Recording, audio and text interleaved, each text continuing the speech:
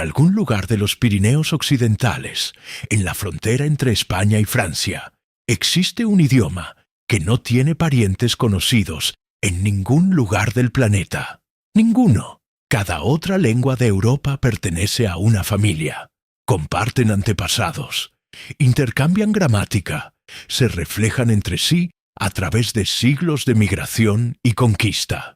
Pero este idioma está completamente solo. Siempre lo estuvo. Lingüistas y científicos lo han rodeado durante generaciones, buscando el hilo que lo conecte con algo familiar. Nunca lo encontraron. Luego llegó el análisis de ADN antiguo y lo cambió todo. El euskera no sobrevivió por accidente. Sobrevivió gracias a una cadena de eventos que se remonta 10.000 años atrás. Esto es lo que la ciencia finalmente reveló. Párate en cualquier punto del País Vasco y escucha. Al oeste, el español. Al este, el francés. Cruza la frontera en cualquier dirección y encontrarás lenguas romances, descendientes del latín, parte de la vasta familia indoeuropea que se extiende desde Portugal hasta el subcontinente indio. Luego regresa, porque lo que escuchas en el País Vasco no pertenece a nada de eso. Nunca perteneció. El euskera es lo que los lingüistas llaman una lengua aislada. Ese término suena técnico, pero su significado es simple y desconcertante. Significa que la lengua no tiene parientes conocidos. Sin lengua madre, sin lenguas hermanas, sin primos lejanos, enterrados en algún rincón ignorado del registro lingüístico. Cada intento de conectarla con otra familia ha fracasado. Está completamente sola, rodeada por todos lados de lenguas con las que no comparte nada fundamental. Esto no debería ocurrir. Las lenguas no suelen existir en aislamiento. Toman prestado, se fusionan, evolucionan desde ancestros comunes. Con el euskera retrocedes hasta donde la evidencia lo permite, y la raíz simplemente desaparece en la oscuridad prehistórica. Geográficamente, el País Vasco ocupa el tramo más occidental de los Pirineos, una región compacta de montañas boscosas y costa atlántica que atraviesa la frontera entre el norte de España y el suroeste de Francia. Hoy en día, alrededor de 714.000 personas lo hablan como lengua materna, aproximadamente 663.000 en el lado español y poco más de 51.000 en el lado francés. Eso representa apenas el 27% de la población vasca total, una minoría dentro de una minoría. En Francia no tiene reconocimiento oficial alguno. Existe en los márgenes de dos estados modernos, luchando por sobrevivir en un mundo que no fue diseñado pensando en él. Pero lo que hace que la situación vasca sea genuinamente única es esto. No es una lengua separada recientemente de su familia por algún accidente histórico. Es una lengua que parece haber estado sola durante un tiempo extraordinariamente largo, posiblemente desde antes de que el mundo tal como lo conocemos comenzara a tomar forma. ¿Cómo sobrevive una lengua así? Las respuestas no estaban enterradas en textos antiguos. Estaban enterradas en huesos.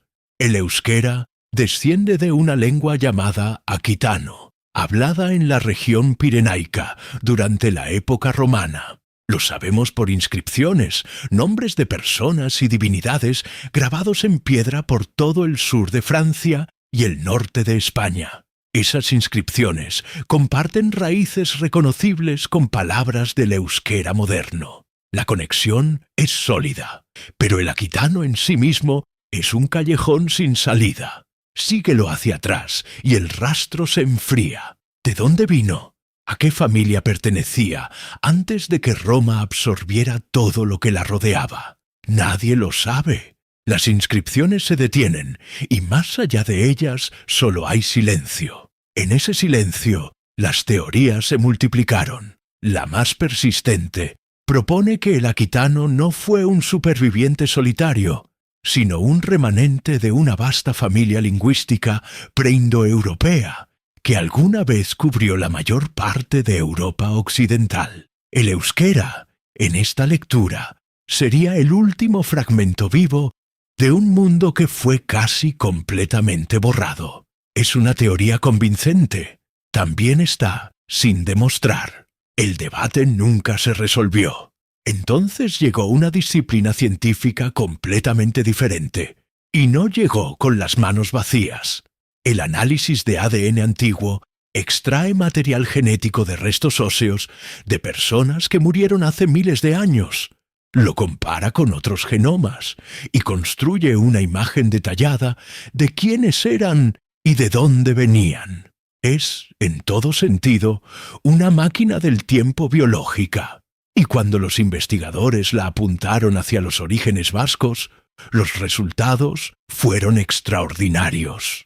Los vascos son los descendientes directos de dos poblaciones antiguas que se superpusieron en Iberia a lo largo de miles de años. Los primeros fueron los cazadores-recolectores originales de Europa occidental, presentes en el continente desde la última era de hielo. Los segundos fueron los primeros agricultores que migraron desde Anatolia, la región que hoy llamamos Turquía, hace unos 8.000 años. Estos dos grupos se encontraron, se mezclaron y se asentaron en la península ibérica. En la región vasca, algo entonces ocurrió que no ocurrió en igual medida en casi ningún otro lugar de Europa. Los dejaron solos, y ese aislamiento es la clave de todo. Hace aproximadamente 5.000 años, una población de pastores nómadas de la estepa póntica comenzó a moverse hacia el oeste en enormes cantidades.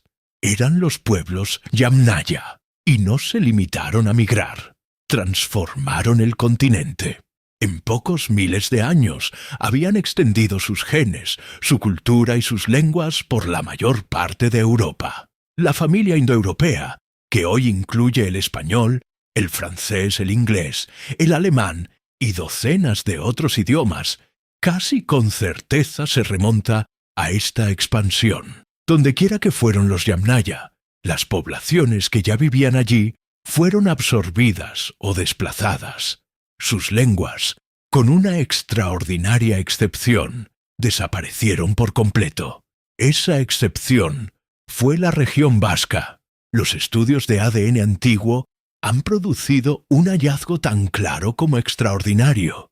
Los vascos modernos llevan niveles significativamente más bajos de ascendencia yamnaya que prácticamente cualquier otra población de Europa occidental. La señal genética de esa masiva migración de la Edad de Bronce está presente en el genoma vasco, pero es tenue, reducida, como si la ola se hubiera estrellado contra los Pirineos y hubiera perdido su fuerza antes de poder penetrar del todo. Cuando una población es absorbida por un grupo más grande, adopta su lengua en pocas generaciones.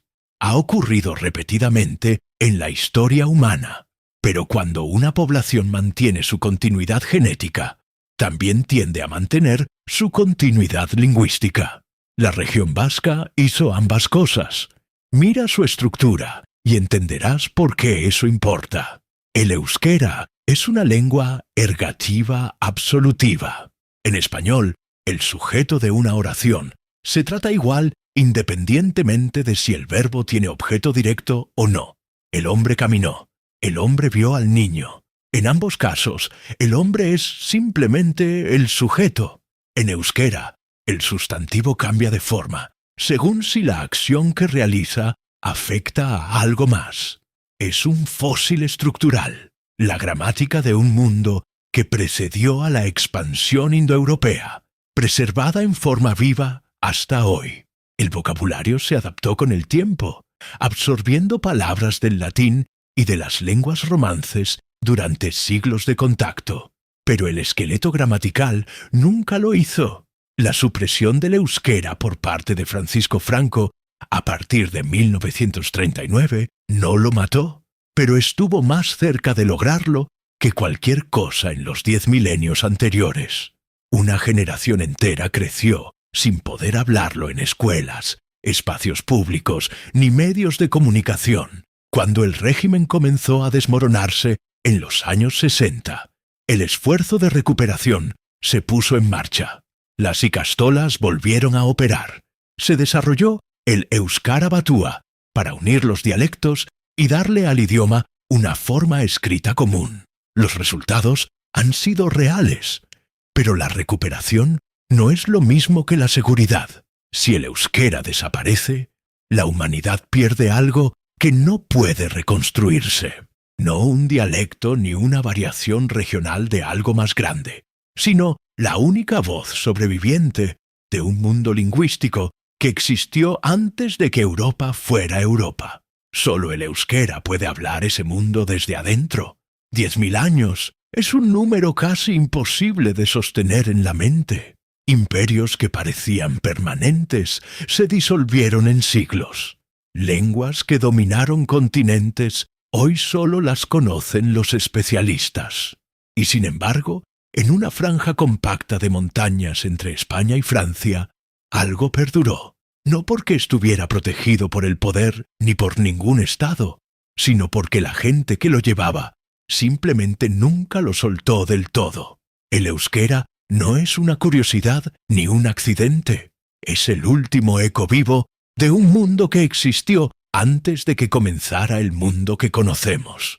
Una memoria gramatical que se extiende hasta la edad de piedra, todavía hablada, todavía enseñada, todavía viva. La pregunta nunca fue de dónde vino el euskera. La pregunta es si merecemos conservarlo.